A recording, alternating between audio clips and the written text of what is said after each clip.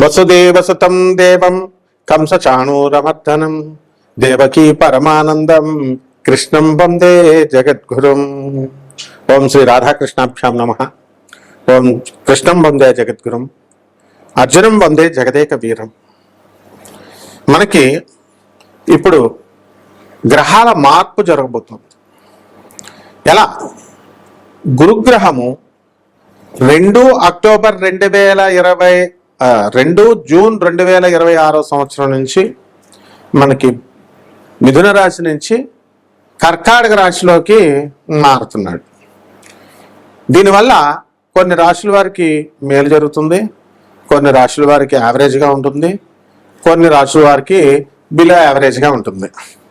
అయితే ఈ నెలలో కొన్ని రాశులు కొన్ని మారుతున్నాయి అన్నమాట. అవేంటో మనం చూద్దాం. ఇప్పుడు మనకి 15 జూన్ 2026 సంవత్సరంలో మిథున రాశిలోకి రవి మారుతున్నాడు. అలాగే 20 జూన్ 2026 సంవత్సరం నుంచి కుజుడు వృషభ రాశిలోకి మారుతున్నాడు. అలాగే 22 జూన్ 2026 సంవత్సరం నుంచి మనకి బుధుడు కర్కాటక రాశిలోకి మారుతున్నాడు. తర్వాత 29 జూన్ 2026 సంవత్సరంలో కర్కాటక రాశిలో బుధుడు వక్రిస్తున్నాడు. ఇవి ఇన్ని జరుగుతున్నాయి అన్నమాట జూన్ నెలలో. అంటే 1/6/2026 సంవత్సరంలో కర్కాటకంలోకి గురుడు రాత్రి 1:50 తర్వాత మారుతున్నాడు కాబట్టి 2వ తారీఖు అంటున్నాం. అలాగే 8/6/2026 సంవత్సరంలో కర్కాటకంలోకి శుక్రుడు మారుతున్నాడు. ఈ యొక్క గ్రహ సంపుటి వల్ల మనకి ఏ గ్రహాలకి ఏమి ఫలితాలు వస్తాయో మనం తెలుసుకుందాం. తెలుసుకునే ముందు మనం ఒక విషయం తెలుసుకోవాలి. గురుగ్రహము 12 సంవత్సరాలకు ఒకసారి మారుతుంది. 12 సంవత్సరాలకు ఒకసారి మారినప్పుడు మనకి ఏమవుతుందంటే ఈ గురుగ్రహము అనేకమైనటువంటి శుభ ఫలితాలను ఇస్తుంది కొన్ని రాశుల వారికి. ఈ యొక్క కుంభరాశిలో ఉన్నటువంటి రాహువు ఈ జూన్ నెలంతా కూడా కుంభరాశిలో ఉంటాడు. కేతువు మరి మనకి సింహరాశిలోనే ఉంటాడు. మీనరాశిలో శని ఉన్నాడు. ఈ యొక్క ప్లానెట్స్ కాంబినేషన్ వల్ల మనం ఏమనుకుంటామంటే ఒక అద్భుతాలు జరగబోతున్నాయేమో.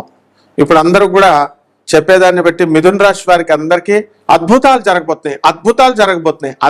జరగబోతున్నాయి అనుకుంటున్నారు. ఏం అద్భుతాలండి గురువు గారు మిథున రాశి వారికి అని చాలా మంది అడిగారు. ఒక ఆయన మిథున రాశి ఆయన అమెరికాలో జాబ్ చేస్తున్నాడు. వాళ్ళ భార్య పిల్లల్ని తీసుకొని అమెరికా ఇప్పుడు వాళ్ళు వెళ్ళిపోతున్నారు. ఉద్యోగంలో 6 సంవత్సరాలకే వచ్చిందండి కాంట్రాక్టు అమెరికాలో, ఇది ఏమైనా ఎక్స్టెండ్ అవుతుందా అన్నారు. అవ్వచ్చు.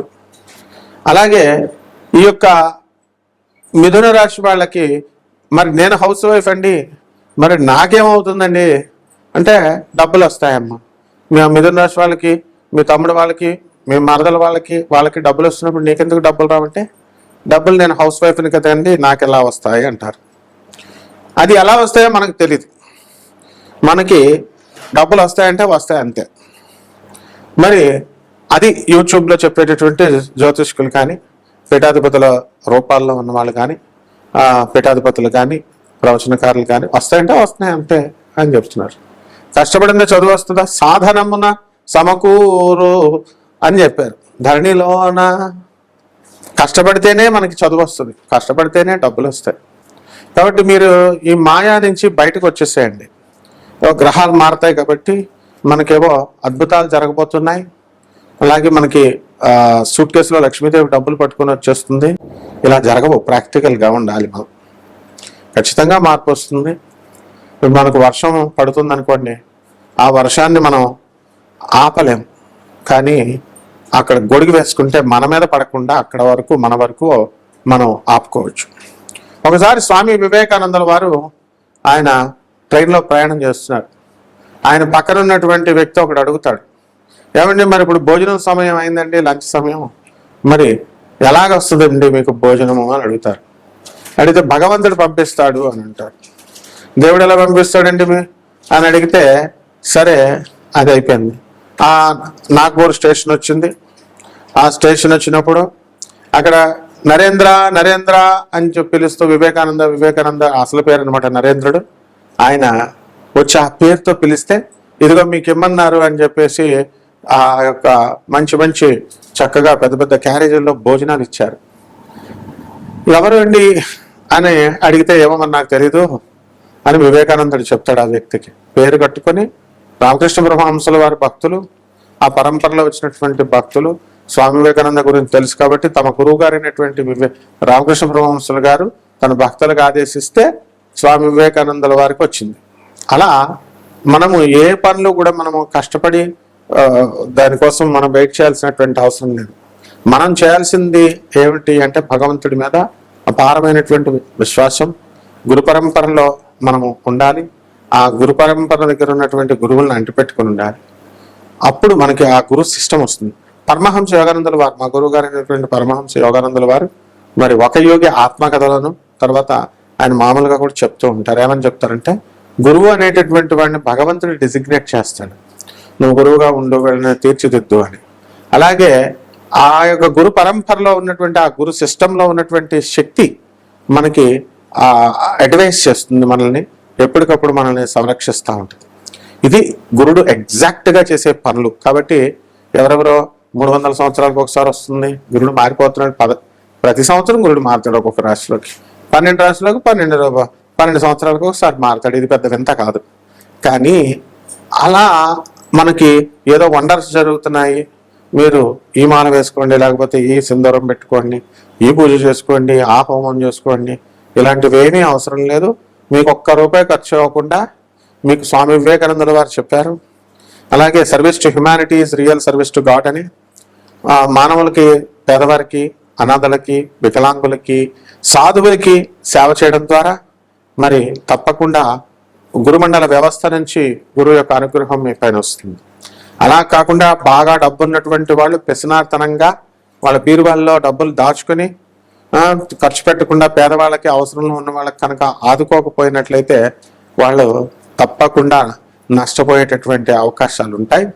కాబట్టి ఎదుగుదల మాట ఎలా ఉంచండి, డౌన్ఫాల్ అవడానికి అవకాశాలు ఉంటాయి. కాబట్టి ఎంతసేపు కూడా మీ పక్కవాడు మీ పట్ల ఏదో ఒక సహాయం చేస్తారనేటటువంటి ఎక్స్పెక్టేషన్తో ఉంటాడు.